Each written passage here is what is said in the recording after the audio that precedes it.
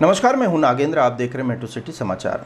कल यानी 20 सितंबर को अखाड़ा परिषद के अध्यक्ष महंत नरेंद्र गिरी की संदिग्ध मौत से पूरा देश सन्न रह गया और अब इस घटना का जल्द से जल्द पूरा सच जानना चाहता है। इसके लिए उच्च स्तरीय जांच भी की जा रही है। उत्तर प्रदेश में किसी साधु महंत की असमय मौत का यह पहला मामला नहीं है और अगर देखा जाए तो पिछले कुछ वर्षों में प्रदेश में 2 दर्जन से ज़्यादा बड़े साधुओं की हत्या या संदिग्ध मौत हो चुकी है। ज़्यादातर मौतों के पीछे का रहस्य अभी तक सामने नहीं आ पाया है।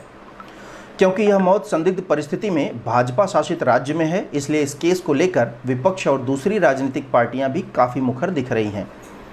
वहीं 2 दिन पहले हुए राजस्थान में, जो कि एक कांग्रेस शासित राज्य है, में दलित की पीट कर हत्या के मामले में किसी भी राजनीतिक पार्टी, ना किसी वामपंथी या वामपंथनों के मुंह से एक भी स्टेटमेंट सुनने को मिला और ना ही ज्ञान की तख्तियां लिए लोग खड़े दिखे, क्योंकि वहां जान गंवाने वाला व्यक्ति एक दलित था और लिंचिंग करने वाले एक समुदाय विशेष से ताल्लुक रखते थे।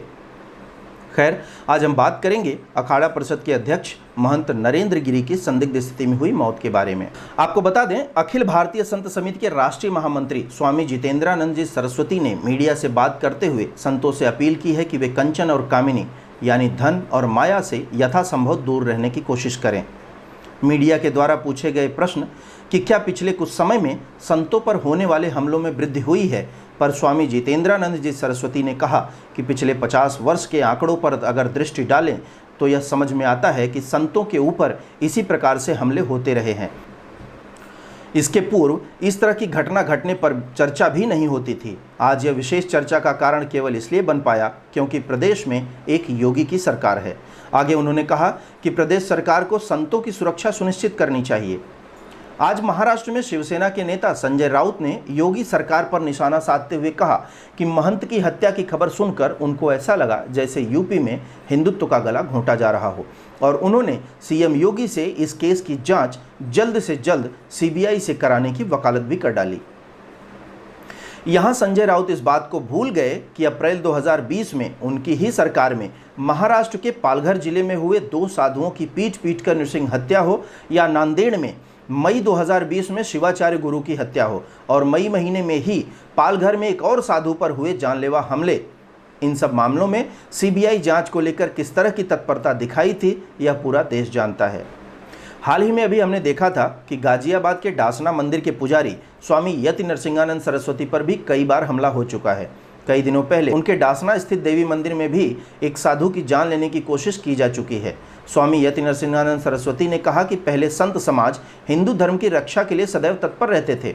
वह समाज के हर सुख दुख में उनके साथ खड़े रहते थे। इससे समाज में संतों की अत्यधिक प्रतिष्ठा होती थी। लेकिन बदले समय में संत समुदाय सामान्य लोगों से दूर होता जा रहा है, उसका लोगों के साथ संपर्क कटता जा रहा है। कुछ संत धन संपत्ति के चक्कर में भी पड़ गए हैं, जिसकी वजह से संतों पर हमले बढ़ रहे हैं।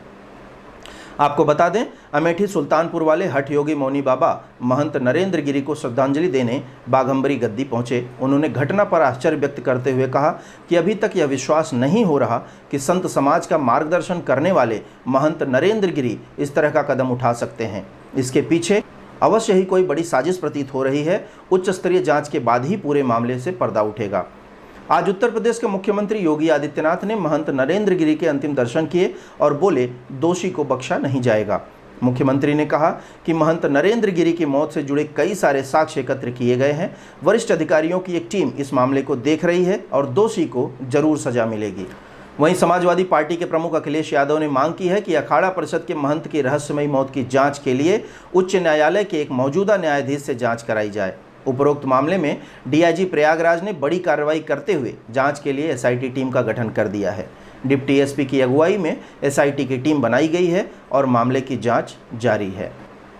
वीडियो में बने रहने के लिए आपका बहुत बहुत आभार। नमस्कार।